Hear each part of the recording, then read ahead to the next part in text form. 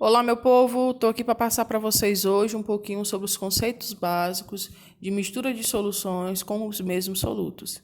Imagine a situação ao qual você vai pegar e lavar uma roupa e você tem duas marcas de água sanitária e você vai precisar das duas.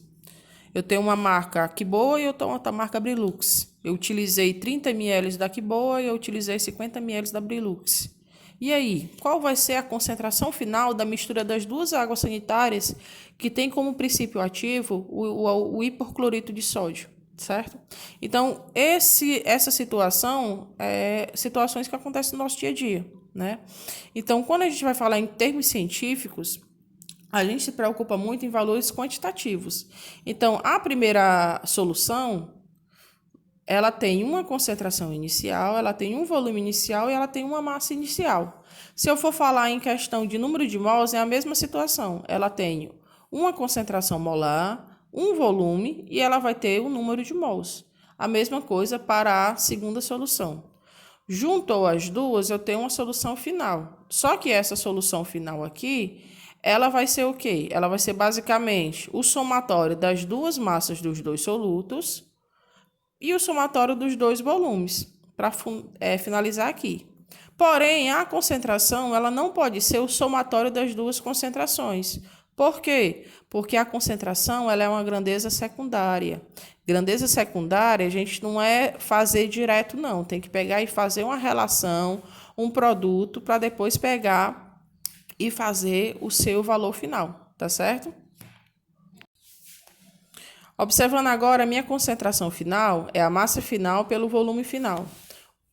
Isso, a minha concentração final vai ser o quê? A soma das duas massas dividido pela soma dos dois volumes. Porém, praticamente uns 95% das questões que são trabalhadas em Enem, em vestibulares e etc., ela não fornece o valor de massa nem de número de mols. Ela fornece um valor que é de concentração e volume. Então, se eu tenho que a massa ela é a relação da concentração vezes o volume, então eu venho aqui e vou substituir. As duas massas será a concentração da primeira vezes o volume da primeira, mais a concentração da segunda vezes o volume da segunda, dividido pelo somatório dos dois volumes. A mesma coisa serve para a concentração molar, tá certo? Bom, eu destaquei aqui para vocês a questão 5, que ela fala sobre o hidróxido de rubídio.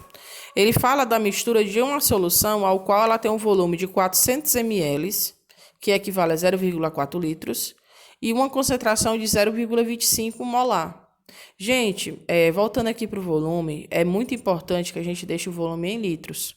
Por quê? Porque quando eu for trabalhar aqui com a equação, ela é uma equação bem complexa. Então, para não ter erro de unidade e tudo mais, a gente pega e já deixa ela em litros, tá certo? Porque quando eu tenho concentração molar, essa concentração aqui é mol por litro. Então, para não prejudicar o cálculo, para chegar lá no final e você se perder todo, transformar logo, tá certo? A segunda solução eu tenho que era 250 ml, que é a mesma coisa que 0,25 litros. E a concentração é de 0,60 molar, né? Qual, então, a molaridade final? A gente pega e pegou a segunda equação, ao qual eu tenho que a concentração vai ser o produto entre a concentração da primeira solução vezes o volume da primeira solução, mais a concentração da segunda solução vezes o volume da segunda solução, dividido pelo volume 1 mais o volume 2. Substituindo os valores, então eu vou ter 0,1 mais 0,15, isso daqui dividido por 0,65. Minha concentração final, então, vai ser aproximadamente 0,38 mol, ou então molar, m ou mol por litro, tá certo? Muito obrigada a todos pela atenção e espero que vocês estejam se dedicando o máximo possível, tá bom? Valeu!